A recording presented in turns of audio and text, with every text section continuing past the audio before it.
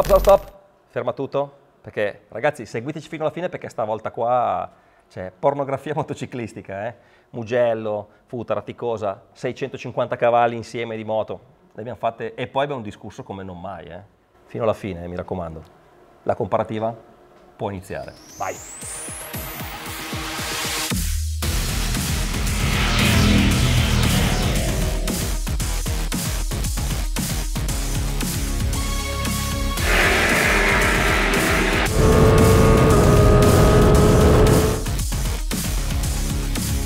Benvenuti alla quinta comparativa di Red del 2023. Dopo aver esplorato durante l'anno i più importanti segmenti moto, non potevamo non toglierci il gusto di parlare di cavalli e prestazioni e questa volta alziamo il tiro.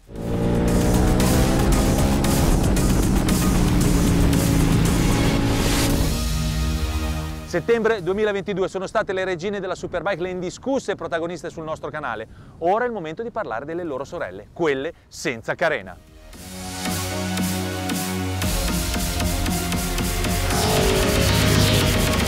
Hanno senso queste moto? La discussione è ovviamente aperta, ma intanto vi possiamo dire che guidarle è una goduria assoluta e i marchi europei continuano a sfidarsi in questo vero e proprio campo di battaglia, portando le prestazioni a livelli che qualche anno fa non avremmo nemmeno osato immaginare. Un dato su tutti, qui dietro ci sono 953 cavalli e 622 Nm di coppia e siamo pronti a metterle alla prova in una delle nostre spietate comparative.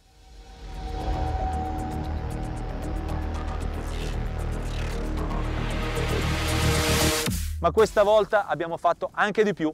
Le abbiamo analizzate staticamente, pesate come facciamo sempre e abbiamo aggiunto anche la prova del banco, un vero e proprio torchio e le sorprese non sono mancate. Siamo a Superbike, qui a Novate Milanese, uno dei più bravi preparatori di Milano ma anche dei più bravi bancatori di Milano. Qui si fanno un sacco di banchi prova e io sviluppavo qui le moto insieme al Max quando correvamo, insomma usavamo il loro banco prova, quindi banchiamo tutte le nostre contendenti, vediamo un po' come andrà a finire.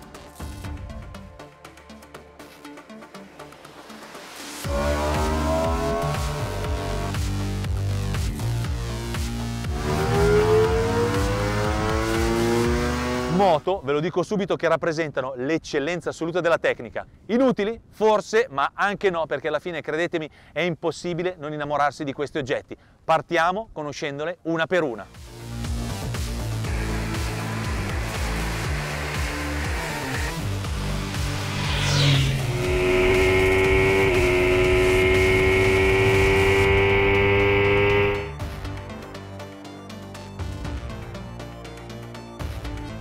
Moto di questo tipo sicuramente meritano pneumatici di altissimo livello, almeno al livello delle moto che è già altissimo. E infatti su questa comparativa non abbiamo risparmiato. Pirelli Supercorsa SP ci accompagna in tutta la comparativa, ci ha accompagnato, come potete vedere l'usura insomma dimostra il fatto che al Mugello ci abbiamo dato abbastanza dentro. Tra l'altro qui abbiamo una rappresentanza di tutte più o meno le misure che montano le supersportive, perché abbiamo il 190/55 montato sulla Speed, il 200/55 montato su Aprilia, BMW e anche KTM, e il 200/60 montato sulla Ducati. Bimescola all'anteriore, bimescola al posteriore, una gomma che possiamo considerare nell'ambito sportivo veramente all round. Su strada si è comportata veramente alla grande con un anteriore super veloce che aiuta le moto a scendere in piega. In pista abbiamo abbassato la pressione a 1,9, 2,3 e siamo andati a girare al Mugello, sempre con la stessa gomma, senza termocoperte, ci siamo buttati in mezzo ai turni liberi. Quindi una gomma che permette all'amatore di farsi le sue smanettate sui passi e anche di andare a farsi una giornata di track day come abbiamo fatto noi. Non vi dico altre cose perché le gomme le ho già provate e trovate il video sotto in descrizione se volete approfondire l'argomento Supercorsa SP, comunque nei commenti sempre a disposizione,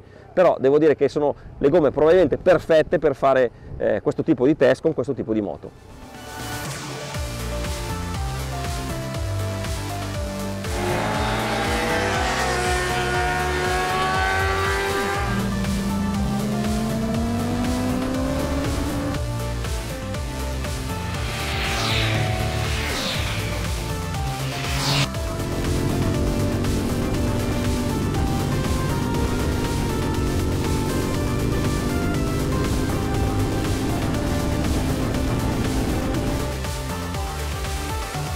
Di fatto, se esiste un segmento come quello di cui stiamo parlando oggi, la colpa è anche un po' sua.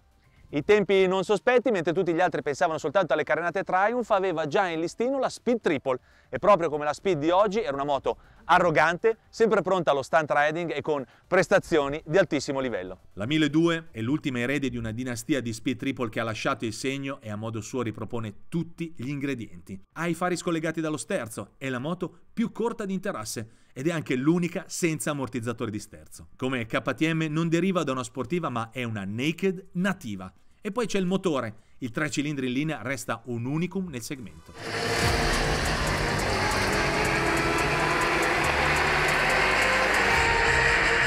A Hinckley hanno lavorato moltissimo sul peso, la bilancia dà ragione ai tecnici inglesi. Pur senza far uso di materiali esoterici o ultraleggeri, la Speed Triple è una delle moto più leggere in comparativa, fermando la nostra bilancia a 193 kg con 5 litri di benzina nel serbatoio, stesso peso della ben più cara M1000R. Qualche rinuncia? Sì, quella delle sospensioni elettroniche. La Speed resta fedele alle sospensioni meccaniche, ma il livello di forcella e ammortizzatore è davvero altissimo e non è la prima volta che Triumph dimostra di sapere il fatto suo in termini di sospensioni. Staremo a vedere. Il motore è annunciato per 180 cavalli e 125 Nm di coppia erogati all'albero. Coppia confermata dal nostro banco prova che rileva 125,5 Nm, valori del tutto allineati alle altre moto, KTM a parte. Rispetto al dichiarato manca però qualche cavallo, ne abbiamo rilevati 175,5.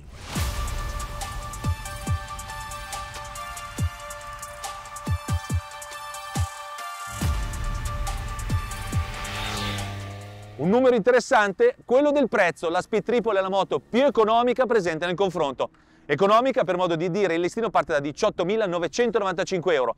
La moto presente in comparativa ha un listino di 19.866 euro, unica sotto la soglia anche psicologica dei 20.000 euro.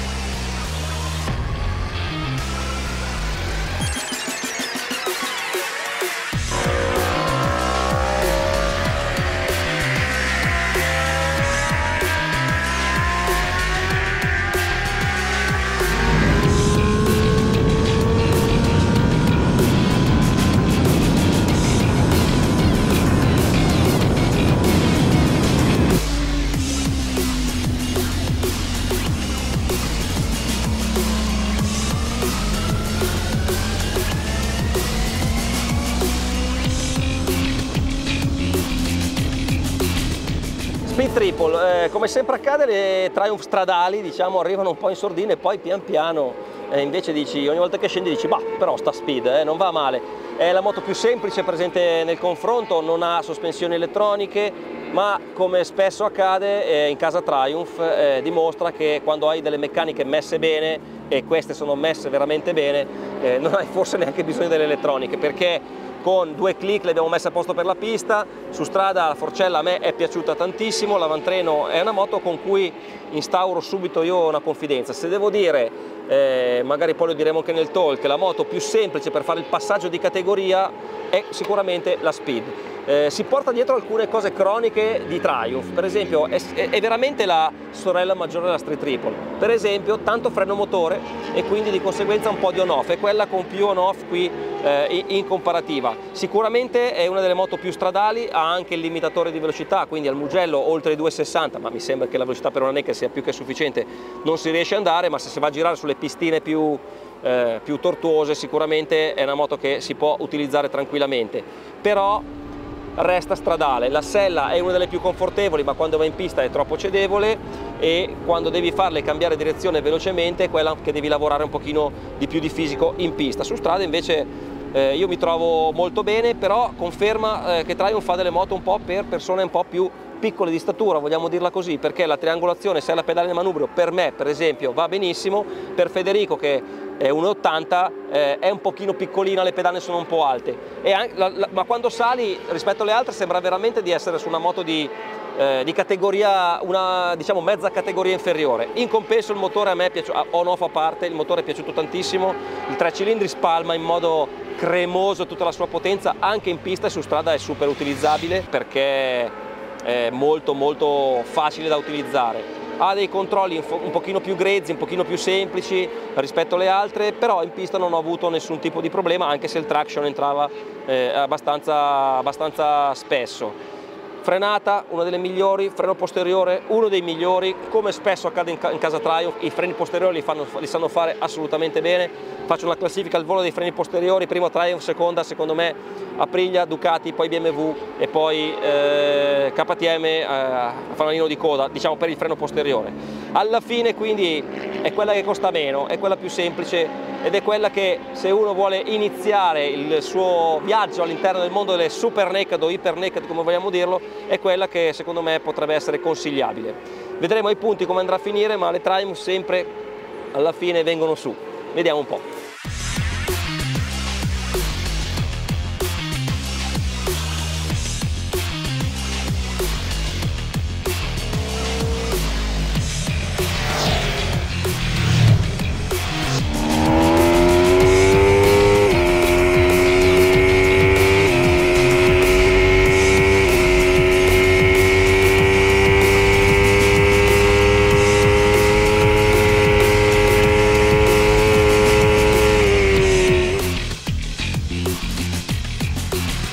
Prima 1000, poi 1100, ultimo aggiornamento conosciuto nel 2021, quando la naked più pistaiola di tutte ha ereditato la tecnica della rinnovata RSV4 con forcellone a capriata inferiore. Bene, la Tuono con il suo telaio pluricampione datato 2008 è stata ed è ancora oggi il riferimento assoluto della sportività fatta naked. Tra le sue caratteristiche, oltre al motore V4 di 65,5 gradi, quella di avere i fari scollegati dallo sterzo e anche una piccola carena che di fatto la rendono quasi una seminuda. Per l'ultima evoluzione Aprilia ha deciso di non esagerare ulteriormente con la potenza. Il V4 da 1077 cm3 è ancora annunciato per 175 cavalli e 121 Nm all'albero. Sul nostro banco prova la Tuono ha scaricato ben 179,8 cavalli e una coppia di 121 Nm, ovvero 12,4 kg.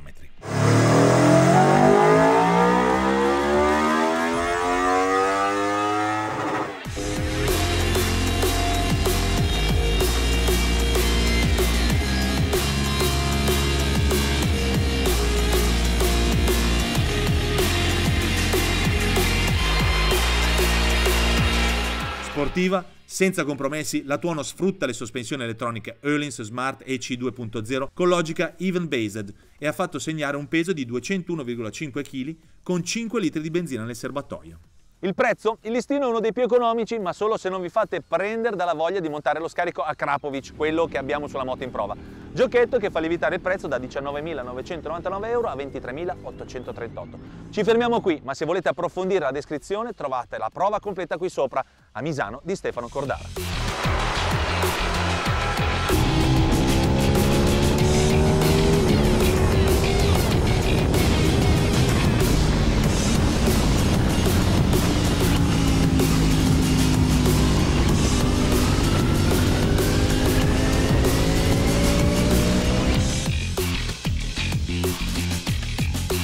Aprilia Tuono V4, vabbè, che cosa dire, quando c'è di mezzo la pista la Tuono alla fine alza sempre l'asticella a un livello che le altre fanno ancora fatica a raggiungere, nonostante siano passati un sacco di anni dal suo debutto.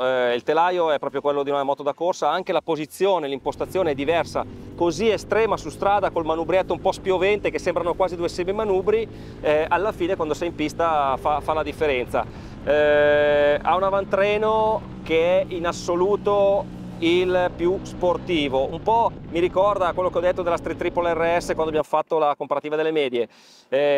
Richiede più fisico per essere guidata, ci vuole un pochino più di impegno, proprio come se fossi su una super sportiva. Ti ripaga poi con una presenza di sterzo, di avantreno che nessuna naked riesce ad avere. Qui al Mugello qualche cosina da sistemare ci sarebbe, per esempio il mono l'abbiamo precaricato tutto, ma la moto tende ancora un po' a sedersi e a muoversi di davanti, ma riesce a dargli il gas molto presto. Su strada sconta un po' alcune cose che sono poi quelle che la fanno andare forte in pista, ovvero le marce molto lunghe, la prima si usa molto spesso, soprattutto dove c'è molto tortuoso, questo ti porta a usare la frizione che non è morbidissima, insomma è una moto che richiede un pochino più di impegno fisico, più si apre la strada più lei riesce a essere efficace. Ancora oggi comunque il progetto Tuono è sicuramente un progetto al top della categoria Maxi Naked, anche se altre hanno più cavalli, anche se altre hanno più birra se vogliamo dirlo, ma quando vai su strada e anche quando vai in pista questa birra alla fine sembra che non ci sia, perché lei funziona molto ma molto bene.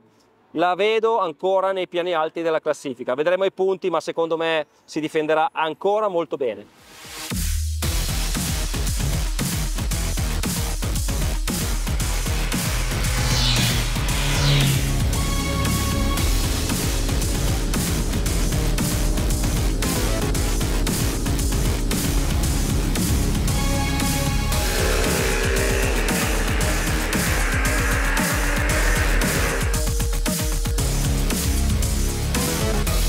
BMW M1000R.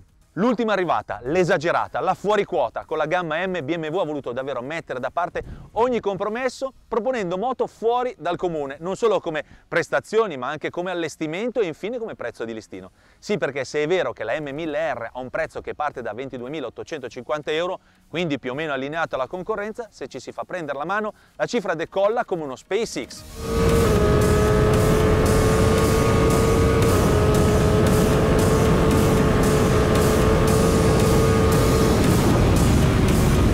Infatti la M1000R alza la posta in ogni comparto, nonostante i soli 999 cm3, il suo 4 in linea con fasatura variabile, direttamente derivato dalla M1000RR, è accreditato di 210 cavalli e 110 Nm di coppia all'albero motore, la potenza più alta del confronto. Il banco conferma, anzi addirittura rilancia con 213,8 cavalli e ben 123 Nm. Dati sensazionali a cui si unisce quello del peso, sicuramente aiutato dalle ruote in carbonio, ma non solo, che si ferma a 193 kg con 5 litri di benzina nel serbatoio, la più leggera del confronto insieme a Triumph.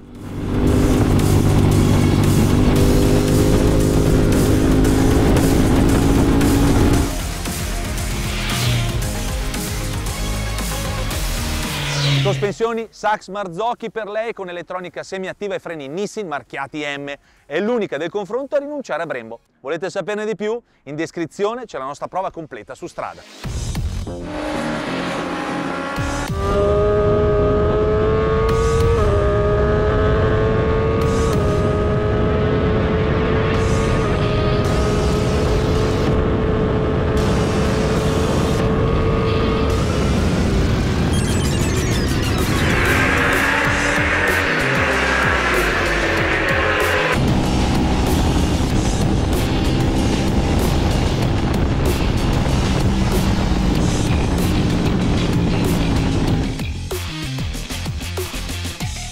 BMW M1000R, l'ultima arrivata, è quella da cui le aspettative, diciamo, erano più alte e in parte non sono state disattese queste aspettative, perché veramente il motore è siderale, avete visto il banco, insomma fa paura, è la più potente di tutti. Su strada è una moto che divide un po', nel senso che la posizione di guida, per esempio, a me piace moltissimo, ma non a tutti i partecipanti della comparativa. Il manubrio così largo, così impostato, conquista, non piace proprio a tutti. L'agilità fuori discussione, è la moto più agile da usare, quella probabilmente che si guida anche con minore impegno fisico e anche mentale, perché la gestione del gas, come su tutte le BMW, è eccezionale. Qualcosa da ridire invece sulle sospensioni e sul cambio, che a me non ha fatto impazzire. In salita molto bene, in scalata non precisissimo, un po' gommoso. Le sospensioni sono, secondo un po' tutti, quello che sentivo, un passettino indietro rispetto alle migliori presenti in comparativa. Non faccio marchi, ma dico che c'è qualcuno anche con le sospensioni manuali che va meglio di queste. In road non male, ma fanno un po' fatica a partire sulle microasperità. In pista ci abbiamo lavorato un po' per darle meno capacità di sedersi dietro, quindi darle più sostegno e soprattutto farle copiare meglio le asperità, togliendo dumping dalla parte anteriore, ma non siamo mai riusciti a trovare veramente la quadra di tutto quello che era. È una moto velocissima, il motore fa paura, ma quando vai a spingere veramente in circuito innesca dei movimenti che le fanno perdere un filo di stabilità. In staccata, per esempio, è forse quella meno stabile dell'8 insieme a KTM. Questa agilità esagerata data dalle ruote in carbonio magari si paga anche con un filo di stabilità. Forse le ruote in carbonio su una moto così col manubrio largo sono non indispensabili, diciamo, per poter dare una guida davvero efficace. Ecco, a livello di controlli buoni, sicuramente molto di alto livello, ma le top presenti qua fanno ancora un passettino in più, per cui BMW si piazzerà sicuramente in alto, ma era partita un po' come la vincitrice annunciata, sbaraglierà tutti. Non sono sicuro che sarà così, andremo a vedere un po' i punti come andrà a finire, ma ci sarà da lottare.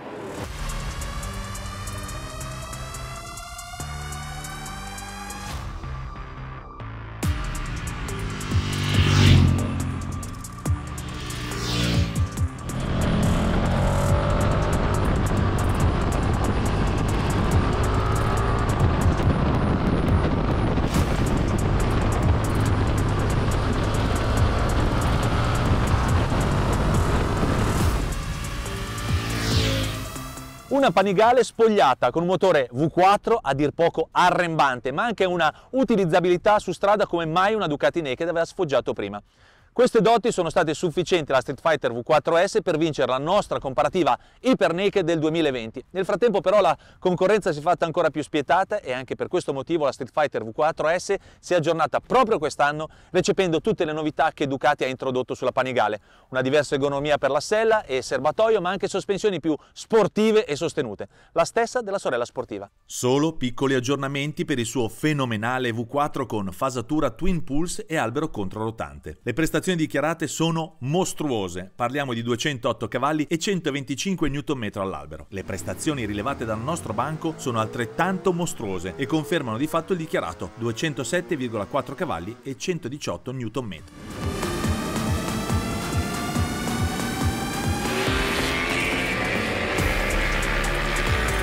La Street Fighter è anche una delle moto più leggere presenti al confronto, se la gioca con BMW anche senza montare le ruote in carbonio presenti invece sulla versione SP2. Il peso rilevato con 5 litri di benzina nel serbatoio è di 197 kg, davvero notevole.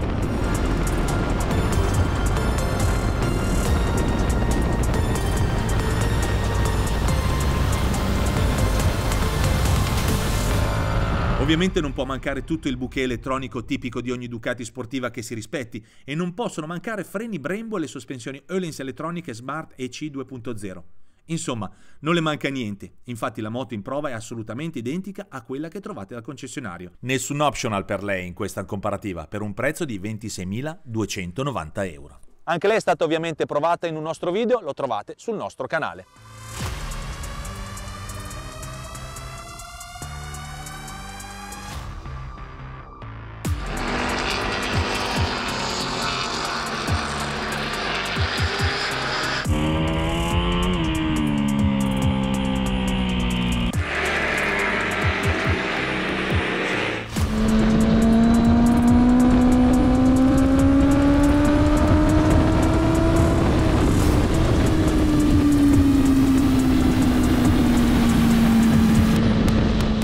Ducati Street Fighter V4 è stata la vincitrice della nostra vecchia comparativa. Qui siamo nella nuova generazione, sono cambiate le sospensioni.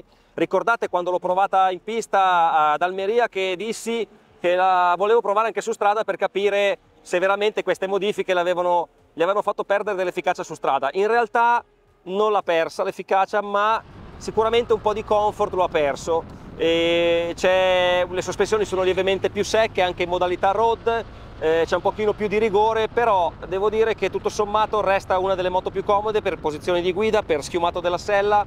Il motore, ragazzi, fa spavento, cioè è vero che ha meno cavalli, qualche cavallo meno di BMW, ma come spinge il V4 Ducati non spinge nessuno, è infinito. Addirittura in pista ogni tanto mi trovavo a dover usare una marcia in meno per farlo girare, perché spinge veramente a tutti i regimi. Devo dire che con le Supercorsa V4 perde un pochino quello che è un po' il suo punto debole, ovvero il fatto di uscire dallo zero molto rapidamente ma poi diventare un po' dura per finire la piega. Con le V4 su strada questa mattina per arrivare qua al Mugello invece ho trovato una moto che chiudeva meglio le linee e questo va a vantaggio di Ducati. Le sospensioni sono più sportive, il che significa che in pista abbiamo fatto un passo avanti e questo è vero, è una delle moto sicuramente più efficaci, bellissimi controlli, ottimo l'ABS. controlli trazione, anti-wheelie, slide control, tutti calibrati alla perfezione, dà il gas veramente senza ritegno e quindi riesce ad essere veramente molto ma molto efficace. La posizione di guida è l'unica cosa che cambierei alla fine, perché il manubrio sì, comodo su strada, ma quando vai in pista sei un po' appeso, un po' appollaiato. È vero che si può ruotare indietro di 3 gradi, ma non sono sufficienti, quindi una cosa che io farei sulla nuova generazione di Ducati sicuramente è fare un manubrio un pochino più carico, non dico arrivare alla tuono, ma un pochino più caricata sul davanti per poter essere ancora più efficaci in pista, visto che il passo che è stato fatto a livello di sospensioni è davvero incisivo. Purtroppo è la moto che tra quelle presenti fa più rumore e quindi dà un po' più fastidio quando si va in giro, e anche quella che consuma di più è quella prima che va in riserva, ma questo è risaputo. Lei insieme ad Aprilia sono sante bevitrici, come si dice, ma con la benzina a 2 euro anche quello conta. Lo vedremo nei voti. Sicuramente Ducati è stata protagonista della nostra precedente comparativa e in questa qua si riconfermerà sicuramente.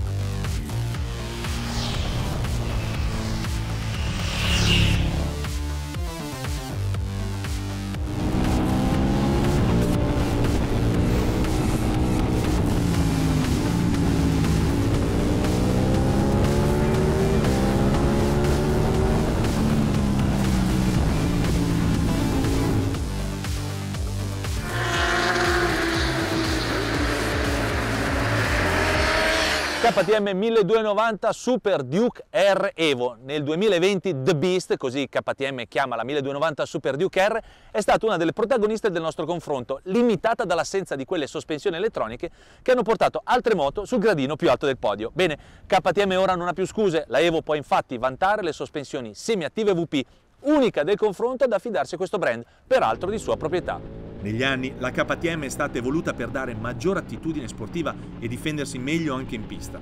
Tuttavia, la sua anima hooligan e da fan bike non è venuta meno, anche perché, insieme alla Triumph, è l'unica moto a non derivare direttamente da una sportiva.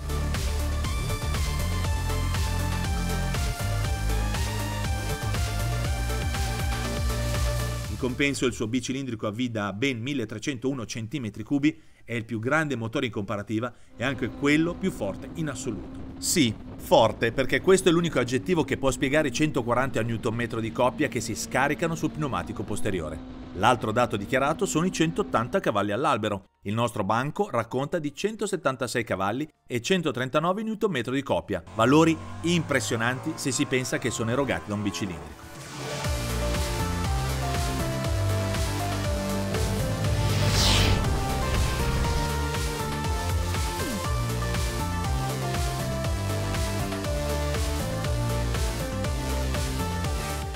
Un po' più alta delle altre, un po' più abitabile delle altre, la KTM è anche la moto più pesante presente al confronto. La nostra bilancia ha rilevato 206 kg con 5 litri di benzina nel serbatoio. Elettronica, ovviamente di altissimo livello, KTM è sempre all'avanguardia in questo settore, ma non tutto è di serie. Il Tech Pack pesa un bel po' sul prezzo finale, che passa da 22.950 a 24.200 euro.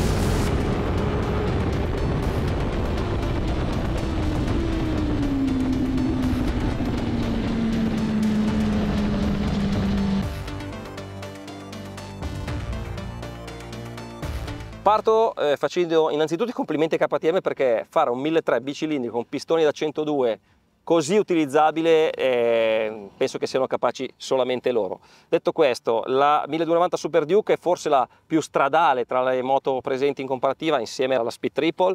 È una moto particolare che va usata come piace a lei, diciamo. Motore stratosferico, coppia enorme, tra l'altro devo dire a livello di sospensioni messa anche abbastanza bene, perché è riuscita a gestire la gomma posteriore tutti i 14 kg di coppia che ha questo bicilindrico. Per strada strada è una moto un po' macchinosa da far girare. Con queste gomme sicuramente, con le Supercorsa V4, guadagna parecchia agilità rispetto alle gomme di serie, ma comunque resta una moto che quando devi cambiare direzione, insomma, la devi usare un pochino più il corpo. Nelle strade qui dell'Appennino tosco-emiliano io mi sono trovato a essere un filino più impegnato rispetto alle altre, più che altro perché facevi fatica un po' a trovare la marcia corretta. Molte curve sicuramente le puoi fare in terza perché tanto tantissima coppia ti porta fuori, però la moto in terza ha poco freno motore, allora usi il freno posteriore che però non è super incisivo, quindi usi la seconda, però poi la seconda quando apri a tanto, insomma alla fine devi trovare la quadra per guidarla bene. Però a livello di comfort, per esempio, è una delle migliori selle insieme a Ducati, una delle migliori protezioni aerodinamiche che non c'è, però incredibilmente quando viaggi in autostrada è quella dove stai più comodo. Grandi specchietti, si vedono bene, mentre altre vibrano tantissimo, ad esempio BMW, oppure si spostano come quelle di Triumph, quindi alla fine globalmente su strada è una moto super utilizzabile. Poi, come dice Federico, è una moto da impennare questa, quindi è una moto per fare stunt riding e KTM su questo non la batte assolutamente nessuno. In pista tutta questa sua stradalità, chiamiamola così, si fa sentire ovviamente, è quella con cui sei più alto in sella, cioè sei più proprio tipo un motardone, più lenta a cambiare direzione, ti devi impegnare anche perché le masse dell'albero motore sono consistenti, quindi è una moto che va presa come non per fare lap time, per fare super tempo, ma per andarsi a divertire. Una cosa da segnalare: secondo me la gestione del calore è molto valida, le manopole sono molto grosse, quindi ti impegnano un po' le mani, e quando ero in pista anche la tuono lo fa un po', il sistema di regolazione dello slip control sul manubrio, io che non ho le braccia molto lunghe, quando andavo in piega, che mi sporgevo, andavo a toccare il pulsante e spostavo lo slip control da 4 a 5, 6, in alcune volte mi sono trovato con lo slip a 9, è una cosa che fa un po' anche la tuono, che questi pulsanti in questa posizione si possono toccare dentro facilmente con i guanti da pista.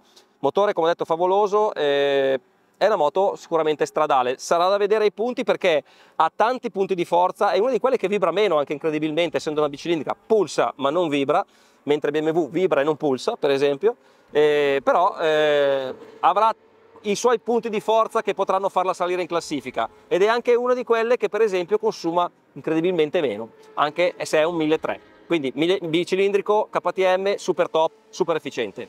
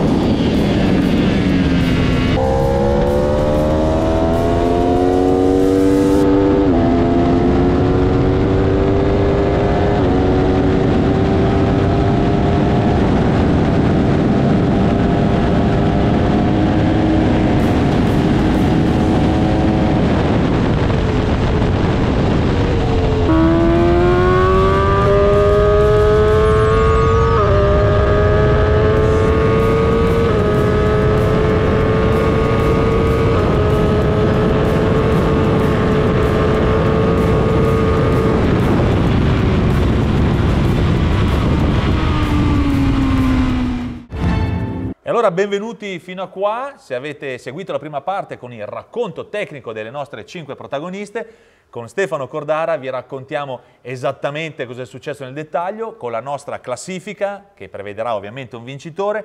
Questa volta abbiamo aggiunto ancora dei particolari, l'abbiamo raffinato ulteriormente perché non ci accontentiamo mai, la matrice è ancora più articolata e interessante. Intanto Stefano Cordara, direttore di RED, benvenuto nel nostro studio. Com'è andata? Sorpresa, bello? Io sono bastardo. Che siamo entrati al Mugello, facciamo il bike to bike, giriamo insieme così, dopo anni, lui non gira, e poi dopo va. Grazie. Era in galla, era in galla. Però adesso, a parte le battute, ovviamente ci siamo divertiti, ci siamo stancati un casino perché non sono moto riposanti e devo dire che mai come questa volta ci sono state discussioni all'interno del team che ha provato le moto, perché mentre nelle altre comparative, al di là del fatto che noi partiamo sempre con una vincitrice annunciata che poi si rivela non vincere. A una settimana dalla comparativa abbiamo detto, ok, vincerà secondo noi questa. Okay. Ma alla prossima che facciamo depositeremo in busta chiusa, quindi seguiteci sui social, puntiamo e ognuno metterà la sua vincitrice. Al di là di quello, è stata una cosa particolare perché queste moto sono moto che senza dubbio come nessun'altra ti colpiscono la pancia, e quindi la cosa che rilevavo ogni volta che scendevamo da una moto piuttosto che dall'altra, scendevi, oh ma questa moto è una figata, oh ma questa qua è pazzesca, oh ma questa qua, ognuna aveva delle cose, quindi a me dispiace anche un po' sto giro fare la classifica perché stiamo parlando di cose di livello super altissimo, moto inutili, ma sicuramente sì. Io ho goduto per 3 giorni, sì, a parte l'autostrada, perché è inevitabile. Però sono moto che quando cominci a guidarle su delle belle strade così non puoi dire che non ti diano gusto. Poi, anche perché ognuna ha una sua caratteristica, cioè anche a livello proprio di motore, c'è il 4 cilindri in linea di BMW, 2 motori V4, il tra 3 l'altro cilindri con di angoli Triumph, diversi tra di con loro. angoli diversi, quindi anche le sonorità che ci hanno accompagnato, bicilindrico di KTM. L'abbiamo tutti ai motori. E effettivamente, come dici tu Stefano, ho notato anch'io che è un piacere che ogni volta c'è anche una sorta di rapida assuefazione alle bellezze di ogni singola moto che ci portava a dire no, però caspita, rispetto a quella che ho guidato prima, di questa apprezzo maggiormente, benché l'altra ti avesse soddisfatto in un frangente. Sì, beh, le moto sono incredibili, ragazzi, queste sono le super sportive del terzo millennio, lasciamo le superbike a fare le superbike in pista. Noi in pista con queste ci siamo andate, e che pista, perché comunque il Mugello è abbastanza impegnativo con una naked a livello di velocità, di pressione sul casco, ma se avete visto un po' di reel che abbiamo fatto, insomma, l'efficacia nel guidato capirete che è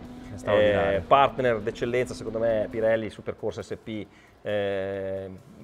Sono stato un po' in dubbio se fare una comparativa in cui fare SP su strada e SC in pista. Sono tornato sulle mie decisioni usando sempre SP perché secondo me incarnano perfettamente quello che fa questo genere di moto. Vado a girarmi sul passo, arrivo al pomeriggio in circuito, tiro giù le pressioni senza termocoperte, siamo entrati, ci siamo buttati in mezzo tra l'altro gli specialisti, cioè gente con le slick, noi eravamo gli unici con le meche, quasi gli unici con le naked e quasi gli unici, anzi sicuramente gli unici con le intagliate e stradali per di più. Però che gusto ragazzi, cioè qui stiamo parlando di moto sicuramente molto costose, molto elitarie, che su strada, onestamente lo sapete, io non sono un fan dei semimanubri su strada, queste certificano il fatto che insomma se vai su una bella strada di montagna con una naked così... Posso aggiungere ancora un particolare relativo alle gomme, non tanto sull'uso stradale quanto la facilità di trovare subito il buon feeling in pista e quanto comunicassero. Quanto comunicassero, mi riferisco a un anteriore bello reattivo, sì, e un posteriore, cito nello specifico Aprilia Tuono, quando abbiamo iniziato a spingere un po', che la perdita d'aderenza del posteriore, complice se vuoi una ciclistica estremamente raffinata, quella di Aprilia, comunicasse rapidamente, sì, e poi la facilità di intervento su tutte quante per modificare un eventuale traction control sull'uso pista per, sì, renderti la vita più facile e avere un po' più di supporto quando stavi esagerando. Quindi intuitive, gomme intuitive, sì, elettronica facile, anche se l'anteriore è diventato molto molto svelto, moltissimo, grande agilità, e infatti su qualcuna ha fatto bene, su qualcuna quasi troppo, poi ne parliamo, e sicuramente gomme facili da usare, si scaldano alla mattina, non era caldissimo il Mugello, quindi bastava un giro anche meno per avere il feeling ginocchio per terra, quindi senza scaldare termocoperte, senza troppe menate, bene, e poi ci siamo oggettivamente divertiti a gestire le moto su strada, a giocare con le sospensioni, perché comunque con tutte queste sospensioni semiattive, a parte Triumph che ce le ha meccaniche, siamo arrivati, cambiato assetto in 2 minuti, Poco quindi tempo, sì. questo è, diciamo, è il vantaggio di avere questo tipo di moto e questo tipo di sospensioni. Quindi non è una moto inutile, nessuna delle nostre protagoniste, sono moto che hanno la loro identità, la loro anima e Ragazzi, la moto inutile è quella che a me non serve, diciamo, però certo. le moto non servono a nessuno. Le moto sono un oggetto, un nostro gioco bellissimo, molto costoso se vogliamo. Se andiamo a vedere, parlare di utilità, ci basterebbe, per spostarci, basterebbe un 4,5, un 400, un 300, il resto è tutto in di più. Però è come inutile una supercar, insomma, guidatele, perché poi dopo che le avete guidate capite. Beh, quando eravamo in Raticosa, fermi su in cima al passo, a vederle tutte Ecco, per vedere. tutte schierate, queste eccellenze, poi la gente giustamente che le osservava anche con molto interesse, perché alcune praticamente non si sono ancora viste in giro. Cito quasi. la La M1000R, che è forse l'esempio più eclatante, però in generale quest'ultima generazione effettivamente ha un fascino particolare. Vabbè, dai, entriamo nel vivo. Quindi del mi dispiace che ci sarà un primo, un ultimo, mi dispiace veramente questo giro, perché ognuna meriterebbe di vincere onestamente, Sì. però noi siamo qua a fare un altro mestiere. Abbiamo tentato veramente con tutte le forze, questa volta è stato più faticoso che mai, di non farci prendere dall'emozione, perché sono moto veramente viscerali alcune di loro, e vedrete nei punteggi qualche variazione, qualche mezzo punto, qualche punto 25, perché per essere ancora più precisi abbiamo dato dei coefficienti di peso, tra virgolette, alle varie votazioni, perché ovviamente che poi varieranno da comparativa a comparativa, perché la protezione aerodinamica, per esempio, su moto come queste conta quel che conta, e quindi è giusto che conti meno di una forcella che funziona bene, famoso di un freno pesa che funziona. meno di. Pesa meno di, esatto, oppure la facilità di sollevare la moto dal cavalletto, che su una Maxi Enduro è fondamentale, se è carica così, qui pesa un po' meno. Detto questo, non ha cambiato, sono più vicine, sono più precisi, siamo più puntuali, non ha cambiato l'esito della classifica, ecco, diciamola così. Insomma, il consumo carburante, in questo caso abbiamo tenuto in considerazione in modo marginale, perché ovviamente a parte le sessioni di pista, poi sappiamo benissimo che queste moto, girando per strada con marce anche un po' corte, inevitabilmente... Consumo rilevato che non tiene conto della giornata di pista. Assolutamente, sì. Quindi quando vedete i consumi tenete conto che non era in pista. E che vuol dire che bevono un bel po'. Esatto. Andiamo con ordine allora, andiamo con ordine. Sì. Anche questa volta abbiamo deciso, ovviamente rispettando quelli che sono i canoni delle nostre comparative, di dividerle in macro aree. La matrice che poi vedete è sempre quella, quindi che appare in sovraimpressione, ma partiamo questa volta dal motore, che sono forse i motori, davvero il cardine più figo, più intrigante di questo progetto, per la varietà anche di soluzioni di architettura che abbiamo trovato. In generale, posso dire, poi tu confermalo, che ognuno a modo suo, come dicevamo prima, ha delle caratteristiche talmente particolari e uniche che nessuna è andata male, sono andate tutte benissimo. Cioè, a sorpresa, andiamo con ordine, dal bicilindrico di KTM con un'erogazione morbida ma piena, poche vibrazioni, passando dal 3 cilindri. KTM è un toro. Micidiale. KTM è un toro, ha una forza smisurata, l'ho detto nel commento a fine giornata, insomma a fine della prima giornata di prova, che va fatta la lode a KTM per aver fatto un bicilindrico così potente, anzi possente e così gestibile. Triumph è una crema, Aprilia visceralissimo, insieme a Ducati che fa anche forse un po' troppo rumore, però ha un'erogazione che non ti può non conquistare, con rumori diversi, diciamo, perché le fasature sono diverse tra i 2 e 4. Alle nostre spalle BMW, che è quello alla fine più potente di tutti, perché l'abbiamo bancato, fa veramente spavento. Ricordiamoci che è un 1000, abbiamo detto i dati alla ruota, ma ve lo dico, dato all'albero è 213 cavalli quello che abbiamo misurato, addirittura più del dichiarato, non a caso, ma perché comunque sullo slip-on che qualche cavallino te lo fa guadagnare. E poi BMW non è nuova, insomma, a essere abbastanza conservativa nei dichiarati. In passato abbiamo fatto altre comparative che ogni volta che lanciavi la moto andava più forte. Sì, guadagnava. Comunque il banco vi mettiamo tutte le curve, insomma è interessante per capire come sono pulite anche le erogazioni dei motori, e insomma i motori sono strepitosi. Chiaro che bevono, sono tanti cavalli,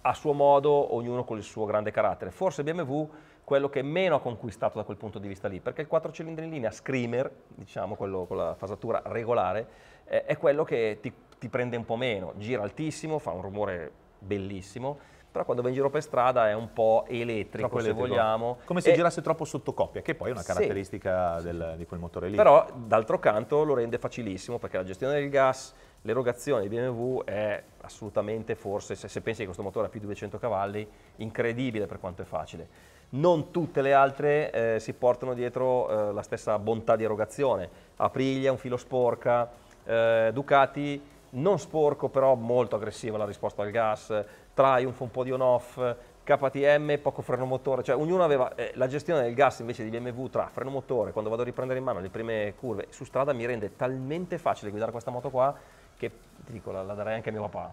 C'è il dialogo tra acceleratore, quindi motore, poi cavalli a ruota terra. posteriore è facilissimo. Perfetto. Che cosa che sarebbe anche di Triumph se non avesse questo freno motore molto consistente e un po' di on-off. Però la Triumph è in assoluto, credo, la moto complessivamente più semplice da utilizzare, quella con cui instauri subito fili. Ma globalmente possiamo dirlo, sia su strada sia poi in pista. È un pochino meno potente delle altre, è un pochino più piccola delle altre, infatti non a tutti la posizione di guida piace perché chi è più alto si trova un po' costretto, è quasi, come ho detto nel commento, mezza taglia in meno, no? Sì, che un po' era emerso anche quando abbiamo fatto la comparativa delle naked medie plus, che proprio anche la street dimostra di essere forse un po' piccolina come taglia. Però Triumph togli l'on-off è un cambio che non è super bello né come cambio né come quick shifter, ma quando spalma, come tira fuori la coppia, quel 3 cilindri, e poi spinge, perché comunque anche Triumph 175,5 cavalli, qualcosina in meno del dichiarato, però siamo sempre nel range del 5%, ragazzi. Ricordatevi che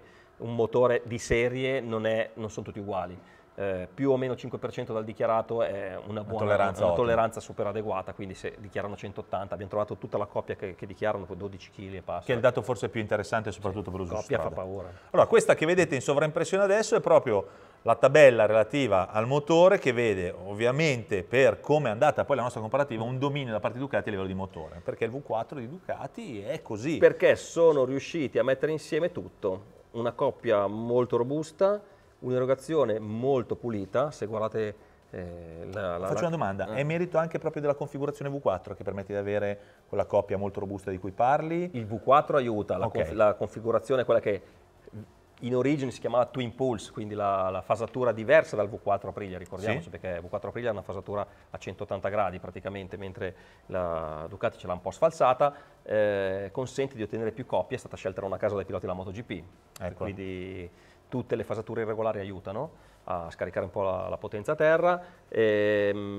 Ducati da questo punto di vista qua ha fatto un grandissimo lavoro, una grandissima gestione del gas, anche se ne ha un po' tanto appena tocchi, però un po' il colpo in canna, come diciamo. Anche perché ha dei rapporti abbastanza corti, gira altissimo, non finisce mai di girare. Se guardate la curva di erogazione che abbiamo trovato al banco è perfetta, non ha un buco, tira perfettamente, oltretutto perfettamente abbiamo trovato i cavalli dichiarati 0,4 cavalli in meno, quindi precisi, e quindi ha riuscito a mettere insieme tutto, controlli di altissimo livello. Assolutamente. È quella con cui quando siamo andati in pista abbiamo fatto meno, mappa race, finito il lavoro. Siamo entrati, gas, nessun problema. Con le altre siamo andati un po' più dietro, abbassa il traction, fai di qua, tira su, precarica il mono. Invece con lei sembrava un po' meno raffinata quella delle altre moto a livello di elettronica. Quindi da questo punto il cambio nettamente migliore di tutte, sia usato con la frizione, quindi adesso abbiamo sdoppiato la voce cambio, per esempio, tra le varie novità, perché votiamo il cambio in quanto cambio e il quick shifter, perché un cambio può essere buono,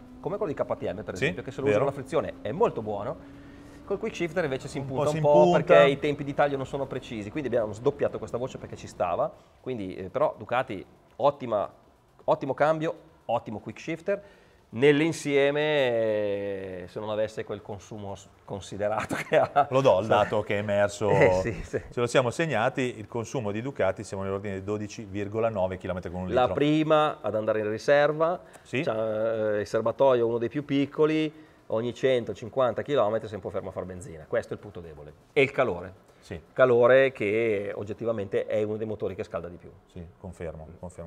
Non che, parlando sempre di consumi, non che le altre abbiano consumato molto meno, perché ad esempio Aprilia 13,3 Aprilia è una che scalda e tutto quanto. Però Comunque, la migliore per esempio KTM. Sì, a KTM sorpresa. è 15, quasi 16 con un litro, 15 quando 6. Ducati andava in riserva KTM aveva ancora 160 km di autonomia. Fa tanto, È fa tanto. incredibile che è un 1300, che è il motore più grosso, però per esempio, visto che stiamo parlando di motori, KTM per me è eccezionale dal punto di vista delle vibrazioni, è quella che vibra meno. Benché sia un bicilindrico. bicilindrico, trasmissione del calore bellissima, Ottima. condivisa con Triumph e BMW, perché comunque BMW Quasi fresche potremmo dire, anche perché abbiamo trovato le giornate comunque erogazione calde. di KTM un po' particolare, perché questo vizio, possiamo dire, di KTM, o comunque una filosofia di fare la moto con poco freno motore, fa sì che la moto sia molto scorrevole. Questo è un bicilindrico 1300, quindi se usi la marcia alta scorre troppo, se usi la marcia bassa, e Frena questo troppo. è fatto per non dargli on-off, Certo. no? Infatti di on-off non ne ha, quindi l'erogazione è veramente mostruosa. È una moto che secondo me tra queste è quella con cui, quando ci salivo, ma penso che sia condiviso con voi, dovevo prenderci Un po' di 10 confidenza, curve per sì. capire un po' come guidare. Aprilia, la solita Aprilia, motore eccezionale. Secondo me l'arrivo dell'Euro 5 l'ha un po' sporcato. Spesso quando stai col gas chiuso un po' a lungo tempo, quando vai magari in discesa, quando vai a riprenderlo è un po' sporchino il primo attacco, non ha on-off, però non è precisa. Quando vai a dare il gas in uscita di curva su strada, stiamo parlando, arriva la potenza magari non in modo omogeneo, in pista che dai tutto, il motore è fantastico. Anche perché gira già subito alto, quindi... Un buon cambio, non a livello di Ducati ma comunque buono, quick shifter con tempi di taglio a volte non perfetti, non perfetti nel senso un po' lunghi, quando vai su strada, e rumore eccezionale. Il cambio di rumore sui 3-4 mila giri è proprio... Cosa che Ducati non è riuscita a fare, cioè la valvola di Ducati si apre, si chiude, dà fastidio, poi la sentita. Secondo me Ducati ha sconfinato un po' nell'eccesso col rumore. Mi aspetterei che la nuova Street Fighter, quella che arriverà magari di nuova generazione, sia un filo meno di questo. Un po' più confortevole a livello di sound. Esatto, calore sì. Cioè. Triumph molto silenziosa, cambio ho già detto non super, un po' di on-off, però erogazione fantastica. E BMW l'abbiamo già detto, insomma, 4 cilindri è molto smorzato. Quando vai in alto, la potenza la vai a trovare in alto, fa paura. È bellissimo, ritorna un po' ai motori vecchia generazione, vecchia scuola, eravamo sempre abituati ai 4 cilindri. Allora, per chiudere questa prima pagina del nostro racconto, quindi a livello di motore ha vinto in assoluto Ducati con 1139 punti, separata di pochissimo, quindi di 31 punti, troviamo KTM con 1108 punti.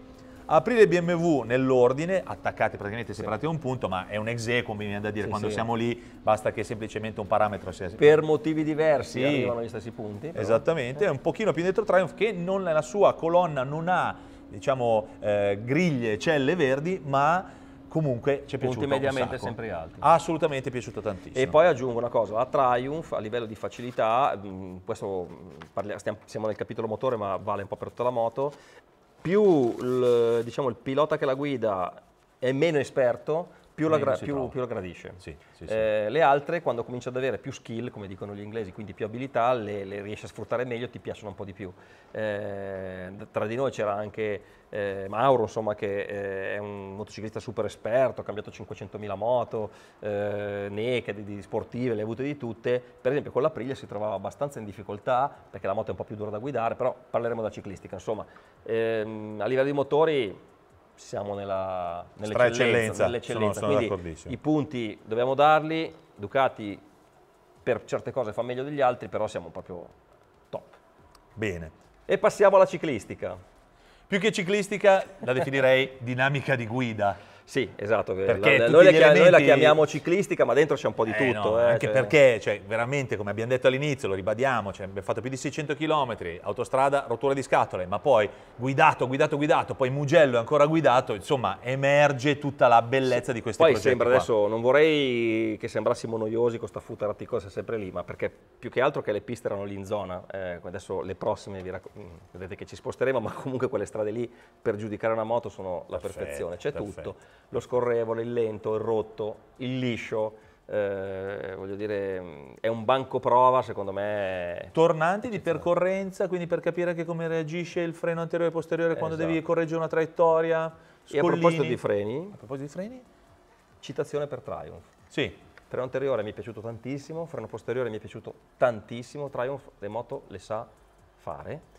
La Speed è una moto semplice, è una delle più semplici che abbiamo qui. Sembra quasi razionale rispetto alle altre. Tedesca, diciamola così, anche se poi i tedeschi hanno fatto la M1000R che è tutto fuori tranne scala, che razionale. però, porca miseria, io ogni volta che provo la Triumph dico, ma come fanno a fare delle sospensioni che vanno scorrono così bene, la forcella parte bene? È una moto che, pur essendo più semplice e non essendo perfetta, perché comunque qualcosa ha lasciato indietro a livello per esempio di gusto di guida per l'on-off, eccetera, eccetera, però e gli specchietti, è stata, secondo me, una delle cose, vabbè, ne parliamo poi dopo a livello di ergonomia, però dove ha perso tanti punti sono cose magari meno importanti rispetto alle cose della dinamica di guida. Detto questo, stavamo parlando appunto di ciclistica, abbiamo qua dietro l'Aprilia. La Speed è e rimane comunque un riferimento nelle naked sportive. Sì, possiamo dire che abbiamo qua dietro l'Aprilia, sì? Sono proprio due estremi del segmento mondo che abbiamo provato. Qui abbiamo una vera Street Fighter, è una RSV4 spogliata, neanche tanto perché poi ha quasi una mezza carena ormai, sì. Cupolino, quella che protegge meglio anche in pista, anche se sbatteva tanto la testa, ti manda l'aria sul casco quando ti metti in carena, tra virgolette, manubrio molto basso, manubrio molto chiuso, quindi però la ciclistica è fenomenale.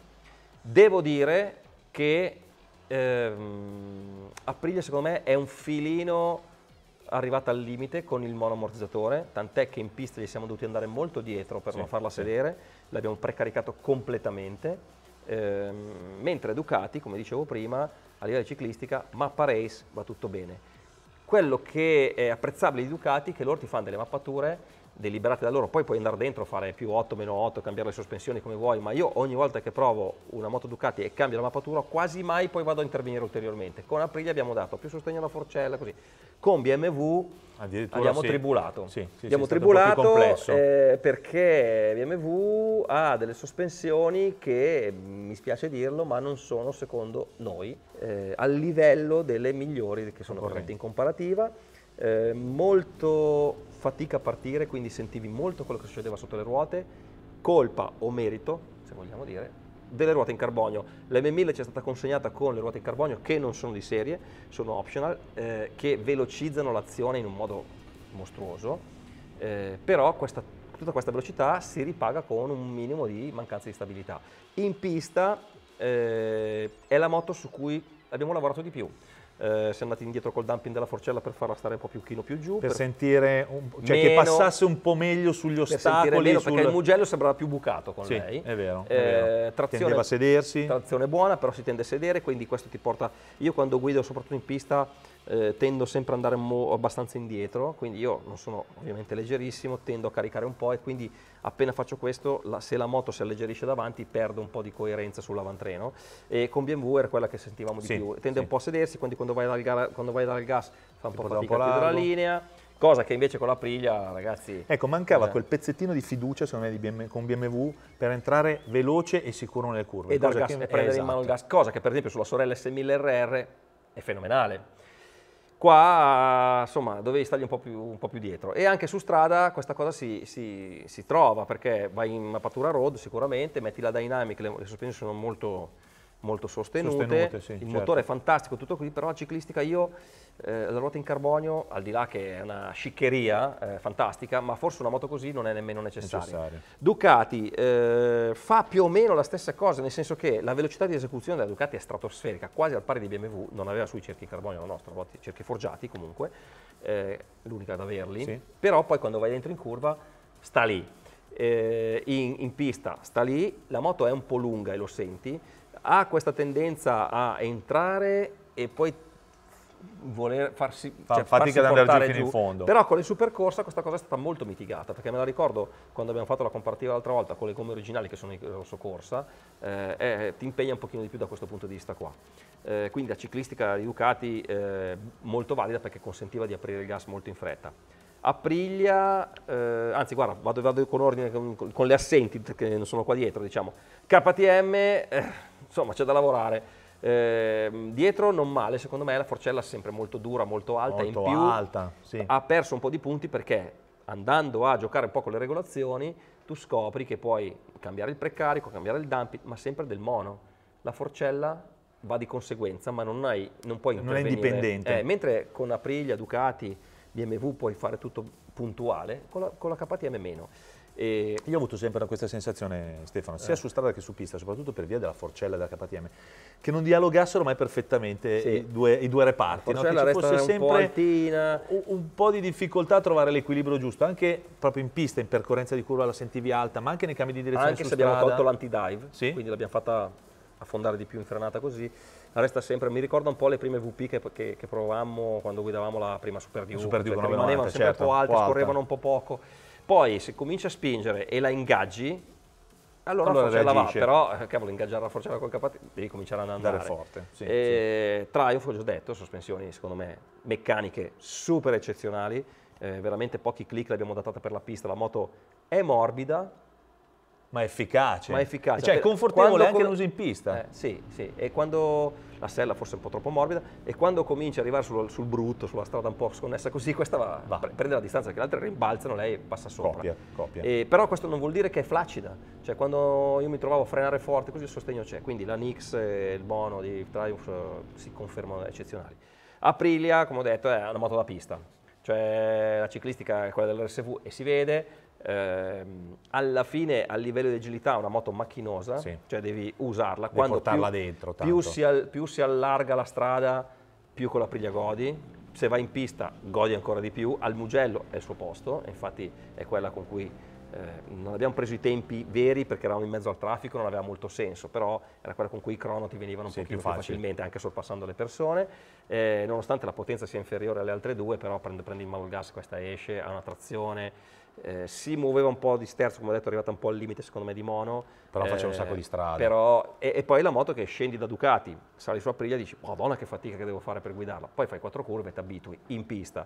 Su strada, quando comincia a essere un po' tortuoso, tipo salendo in futa, che ci sono tornanti che chiudono, così è una moto che ti fa un po' sudare.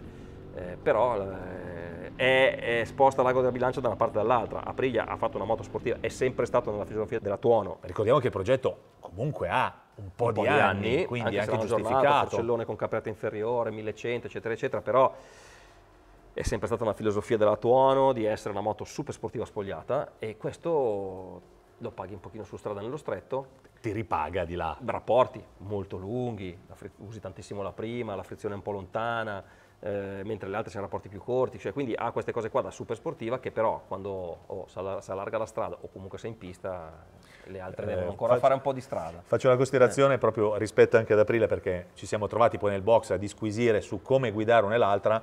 Tu giustamente dicevi, io con l'Aprilia uscivo spesso di seconda da certe curve, Sì, sì. e io mediamente usavo una marcia in più, anche perché il mio approccio è un po' più conservativo, un po' meno sportivo, però riusciva rispetto al tuo uso racing puro, anche con la terza in pista, a darti quella A essere soddisfazione, quella scorrevole, fluidità. cioè ha un avantreno che è è magnifico, pazzesco, magnifico. ti fidi in un modo, lo ripaghi con un po' di fatica. Gli estremi, dicevo prima, sono proprio Aprilia e Triumph, sì. e anche un po' KTM, dove KTM e Triumph sono due roadster, quindi due naked vere, diciamo, con prestazioni esagerate. Aprilia, Ducati e anche BMW sono delle sportive, sono delle vere street fighter, sportive spogliate. La più street fighter sicuramente, non quella che si chiama street fighter, ma l'Aprilia, perché è proprio veramente un RSV4. Vi facciamo rivedere ancora la matrice legata appunto alla ciclistica, alla dinamica di guida, come l'abbiamo definita noi.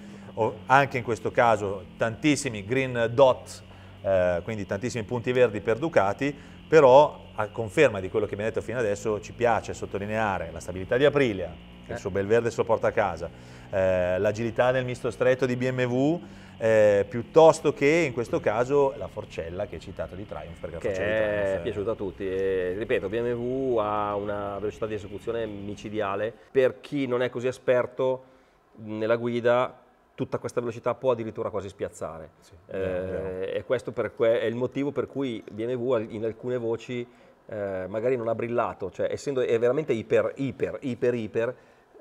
più abbassi il livello di guida, più è una cosa che ti dice Sì. devo stare Non attento, è- nonostante il motore sia il più facile. Sì, assolutamente. Quindi- Questo sottolinea il fatto di quanto abbiamo discusso. Sì, sì, Cioè sì, che sì, è non- proprio- E per la prima volta non eravamo mai d'accordo su niente. Cioè, Ma se no, andavamo, impossibile, quindi impossibile. questa Scendeva cosa- dalle moto, ognuno sosteneva che la moto che aveva appena guidato era la migliore era delle la mia- altre. sì, oh, ma questa qua No. vince lei, no? Poi provi l'altro, no, però questa vince. Era, È era così, incredibile, così, era ragazzi. incredibile.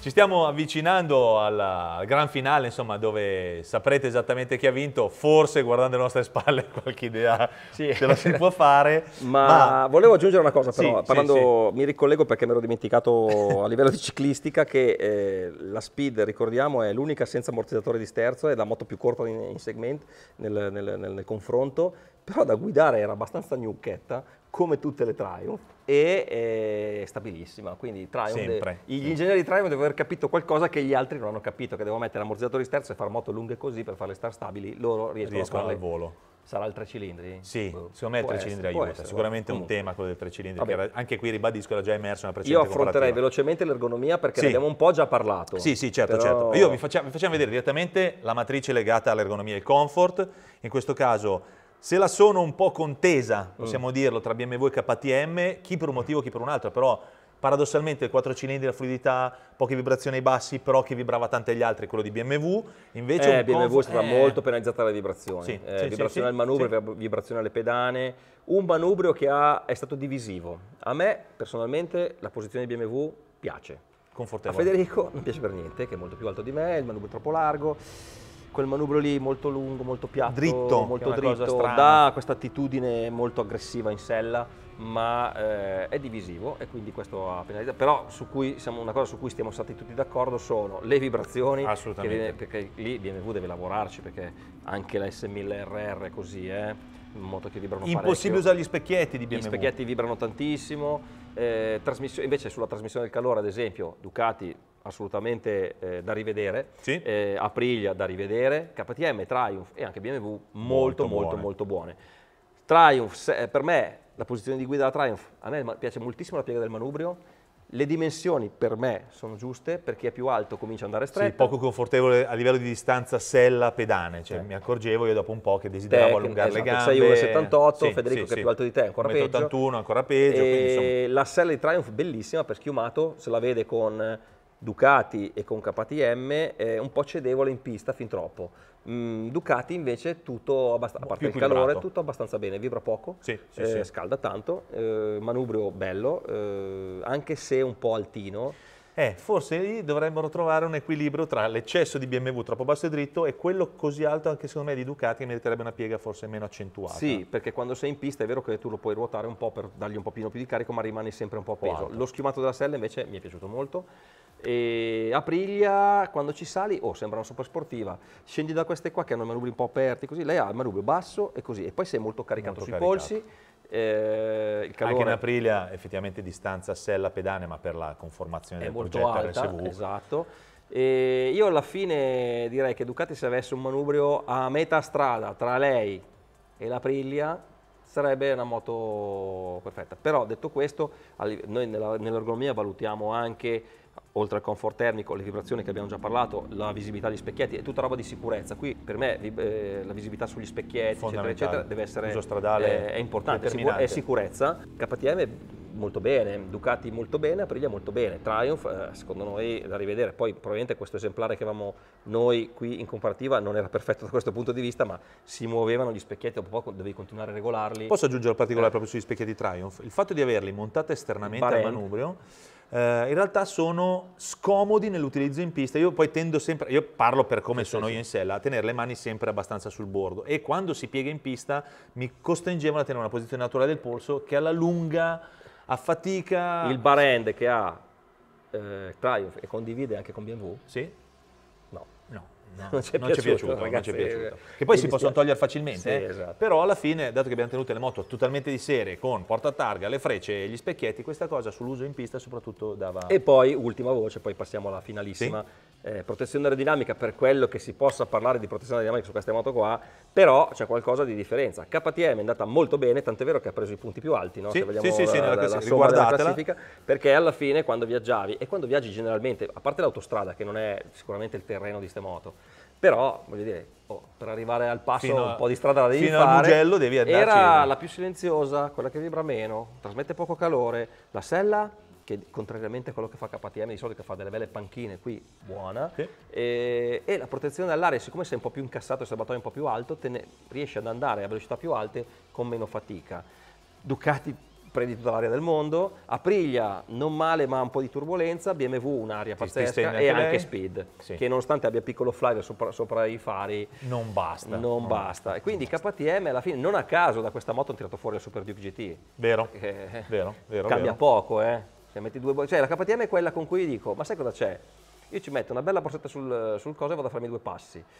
2 passi nel senso 2 passi alpini e torno a casa dopo aver fatto 600 km e sto bene. Con le altre ci rifletto un attimo, sì, anche no, per certi versi. Vado soltanto dove c'è da guidare un po' o se no pista. Esatto. Tanta pista. Quindi classifica della terza area di ergonomia e comfort, KTM sugli scudi, 1086,25 punti, ecco perché troverete quelle frazioni di unità utili anche a capire quanto siamo entrati nel merito di ogni particolare. In seconda posizione Ducati con 1054,25. E comunque Ducati sempre lì. Sempre lì. E tutte le altre di fatto molto vicine, veramente molto vicine. Ci siamo poi ritrovati con BMW terza con 1044, Aprilia come potete vedere 1040,25, un pochino più indietro 1018. Triumph. Ma faccio il lancio del foglio per arrivare alla gran classifica. No, non è molto elegante. È il momento di raccontarvi qual è la classifica finale. Non vi facciamo vedere subito. Gira un po'. Ho messo i colori perché non li vedo più da vicino. Bene, quindi, no, però è interessante vedere come sia andata sul finale. Con grandissimo piacere, forse un po' sorpresi inizialmente ma non sorpresi alla fine, nel senso rispetto alla ipotetica classifica che abbiamo fatto ancora prima di guidarle. Ma allora le 3 protagoniste erano nell'aria, diciamola così. Sì, però secondo me ci sono stata qualche sorpresa. La cosa interessante è che 5 tester su 5 comunque hanno dato i voti più alti per vari motivi, tra l'altro chi in pista, alla Street Fighter. Però poi il secondo e il terzo si invertono a seconda, a volte arriva KTM, a volte arriva BMW, gusto personale, un po' di pancia, ma io mi trovo meglio di qua, io mi trovo meglio, e alla fine noi cerchiamo di essere il più oggettivi possibile, ma veramente queste moto, come abbiamo detto prima, prendono la pancia. Non è guidare, scusate, un GS, una multistrada, dove sei proprio più razionale. Qui c'è anche l'emozionalità. Posso dire, raccontare quando hai fatto il sondaggio in Raticosa, a un certo punto, uno per uno siamo passati in prossimità di Stefano, ci ha intercettato, ci ha chiesto, ok, tu quale scegli però alla fine?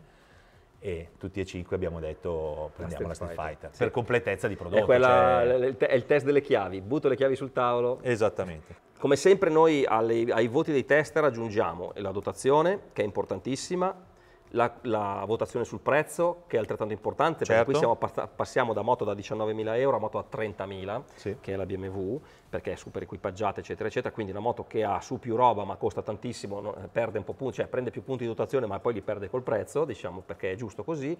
Ha una Ducati che costa 26.000 euro, però c'ha dentro tutto di serie, non aveva nessun tipo di accessorio, i consumi. Abbiamo dato un voto al peso, perché ragazzi queste moto è importante il peso, c'è un ordine, vi metto fuori la tabella, non sto lì a elencare, però siamo 3 moto su 4, 3 moto su 5 sono sotto i 200 kg, con la benzina come l'abbiamo pesate noi, con 5 litri. Abbiamo gomme tutte uguali pesate. Abbiamo dato retta ai vostri commenti, ragazzi, perché pesavamo sempre le moto col pieno e mi è stato, insomma, nei commenti si è stato detto, però se uno ha 20 litri e una ne ha 15, ovviamente è vero, e quindi abbiamo fatto il peso con 5 litri, quindi sono tutte uguali. Un riferimento. Gomme uguali e 5 litri non puoi sbagliare. Non puoi sbagliare, il peso è quello giusto, e quindi questo fa la somma del punteggio finale. Poi c'è il punteggio solo dei tester, che possiamo dire, cioè solo strada, quindi il punteggio sulla strada, e poi c'è il punteggio della pista. Io questo direi, cioè il punteggio della strada è stato quello che porta Ducati Street Fighter al primo posto con, non mi ricordo i punti, magari tu ce li hai sotto mano. Ok, allora partiamo con la classifica solo su strada, al quinto posto, poi ovviamente vedrete in sovraimpressione più nel dettaglio quello che vi stiamo raccontando, 3200,5 punti Triumph, quinto posto, ma poi la distanza da tutti gli altri è veramente esigua, mi viene da dire, perché sono tutte davvero vicine. 3239,5 punti spettano a BMW, pochino più in là 3243,75 punti per quello che riguarda Aprilia, un zecchino in più, 3260,75 KTM. È un po' più staccata però. E con margine, ma perché alla fine nel computo delle varie voci tutti i rider, i 5 rider, l'hanno premiata sostanzialmente, è quella che ha convinto tutti. È quella che devi lavorare di meno sulle sospensioni per andare in pista, è quella che ti senti subito un filo, ha una grande maneggevolezza, è molto stabile. Triangolazione giusta, motore viscerale, insomma metti insieme tutto, al netto dei suoi difetti, tra virgolette, che sono appunto il calore, quello che è. Io chiuderei... abbiamo anche, metterei anche la voce pista, perché... Chiuderei esatto, con la voce pista, sì.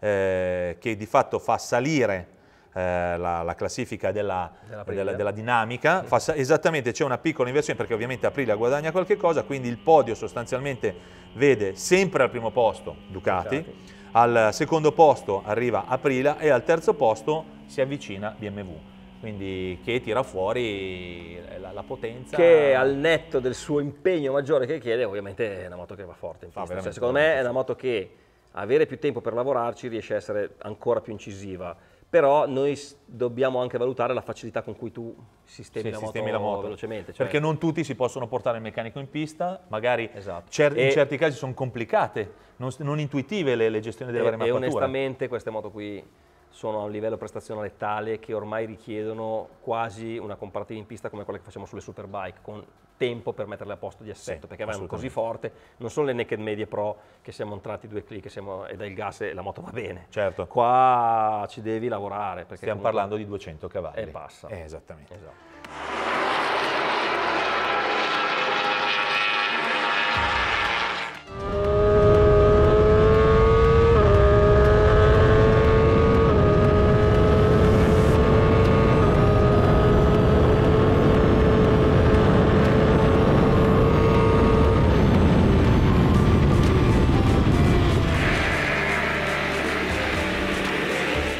Quindi classifica finale con le 5 protagoniste, come diceva Stefano, ci dispiace quasi fare una classifica con vincitori vinti, ma noi di Red lo facciamo da sempre, nostre comparative così, è giusto secondo noi. In questo caso ci dispiace, ma allora ci dispiace sempre in realtà, perché non è che vogliamo sminuire il lavoro degli ingegneri. Perché sono tutti prodotti eccezionali. Stiamo parlando veramente, mi ripeterò fino alla nausea, di prodotti eccezionali.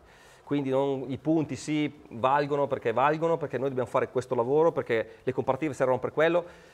Io quello che dico è, se queste moto qua le prendi domani da sole, sono tutte moto esagerate. Poi però la comparativa serve proprio per far vedere le differenze. E ci sono, e le abbiamo misurate. Quinto posto Triumph, quarto posto KTM, terzo posto BMW, come vedete vicinissimi a livello di punteggio, secondo posto per Aprilia che risale quindi nella classifica generale con merito, pensando a quanto tempo sia passato dalla nascita di questo progetto, benché evoluto. Quando c'è di mezzo la pista, ragazzi, Aprilia. Mi spiace, lo diciamo sempre, telai, sospensioni Aprilia, ragazzi di Noale hanno sempre lavorato benissimo, tra l'altro lo stiamo vedendo quest'anno con la MotoGP che ancora una volta stanno confermando. E vince la Street Fighter V4S con 4.412,75 Io aggiungo una cosa, nella nostra votazione, brava Street Fighter, brava Ducati sicuramente. Per me era anche molto importante far capire a tutti quelli che partecipavano, non si votano le prestazioni perché stiamo parlando di cose fuori dalla logica quasi, ma anche la capacità e la facilità con cui queste moto ti mettono in mano queste prestazioni e quindi questo è anche premiante. E la Street Fighter secondo me è uno spartiacque in casa Ducati. È come se ci fosse pre-Street Fighter e dopo Street Fighter, perché dalla Street Fighter in poi i prodotti Ducati sono cambiati. Prima erano duri da guidare, io non sono mai stato un tifoso, devo dirlo, lo ammetto, di prodotti Ducati, ma io non sono un tifoso delle moto che non mi piacciono da guidare, diciamo così. Da qui in poi deve essere cambiato qualcosa nella testa dei progettisti, perché sono riusciti a rendere, prima facevano, allora fare le moto che vanno forte, sono capaci tutti ragazzi, cioè metti lì un motore a 2000 cavalli, sono capaci tutti, fare le moto che vanno forte e bene non è facile, fare le moto che vanno forte e bene e sono facili da usare è ancora più difficile.